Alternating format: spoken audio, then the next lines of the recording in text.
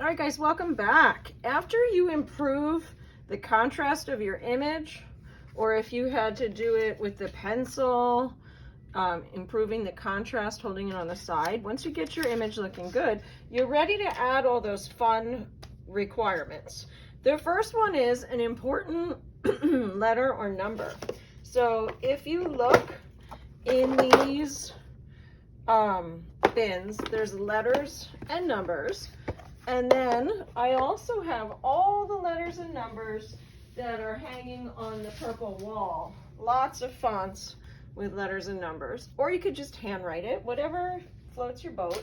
You're going to incorporate that. Let me teach you a couple of ways to do that, okay? I could grab a silver Sharpie, a gold Sharpie, a colored Sharpie that kind of matches my color scheme. And I could use that, okay? I can also freehand write it, but we do want it to look pretty solid. So I'm gonna put down the number 12. 12 is my birthday, and I don't know, a lot of good things happen for me with 12, so I just feel like that's kind of a lucky number for me. So I can just use the colored Sharpies, the metallic Sharpies, whatever I want. Another way, and again, we can layer and do all kinds of fun things. Another way that I can do it is to use this new stuff called tempera cakes. Tempera cakes are like paint in squares. They're really easy to have around. I just take a stiffer brush and just a teeny bit of water. Like, I really don't want a lot of water. That's even a little bit too much water. Like, if you have a lot of water on your brush, dab it off on your sketchbook or a piece of paper towel. And then I can hold my stencil and I can kind of just tap in the color, and then it reveals the number. Okay, so you got to have your number.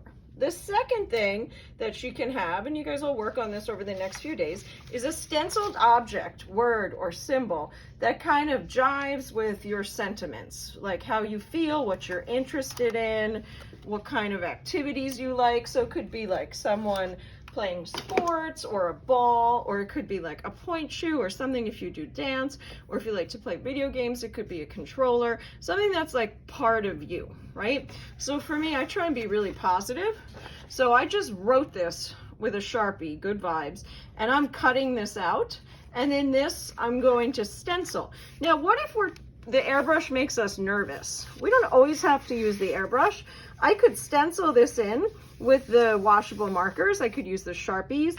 I could even use the paint and tap that down. But that's the second thing. Stenciled object, word, symbol that jives with your vibe, okay? So if you want me to print something out, you can, or even I just freehand drew this. You can look at a picture, draw it, and make it into a stencil, okay? And then the third thing you need to have is a subtle pattern. A subtle pattern on there a little bit, okay? So from the beginning sketchbook assignment, we kind of talked about all these fun patterns that I have in the bin, okay? So you can look through those. Be gentle. They're very expensive and they get tangled easily. So if I choose one of these, I don't necessarily want to see the whole square. That would be so lame, okay? So you can use just bits of them, and you can repeat the bits throughout the composition to just give you some, you know, visual texture that makes it interesting. So I've used the tempera cakes and kind of practiced on this paper. You can do that on a scrap paper in your sketchbook. And since my color scheme is pretty much mostly purples, I'm going to take the tempera cakes and a stiff brush, and I'm just going to, and again, there's not much water on here, okay? We don't want a lot of water. I'm gonna put some black in there to neutralize it, and I'm gonna use just a couple of these. I do not wanna see you guys doing the whole square. That's gonna look so lame. We want it to be just a bit here and there. And I'm mixing my black. I can even work in maybe a little red. These tempera cakes are fun because they're just kind of there and drier. You can also do this with watercolor, okay? So you can see that I'm bringing in a pattern. I'm not putting this whole square. Now, to show unity in the composition, I can use that down here again, and maybe since I'm on my flowers, I might want to use a Sharpie.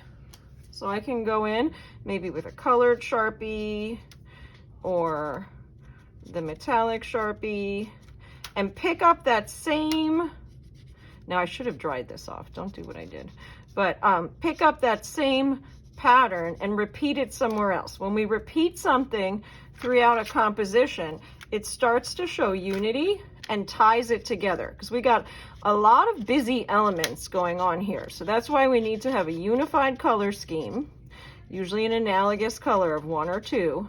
And then when we repeat our elements, we should not introduce a lot of different colors. We should keep it pretty unified through color. So your objective, if you finish tweaking your selfie, either with the pencil or the white paint, is to then start adding those extra elements. And we're going to have as much time as we need to do that. And those are the letters, numbers, a stencil, or this stencil pattern. Okay, so go have some fun, be creative. If you're looking for something, I probably have it in the back, so just go ask. Thanks.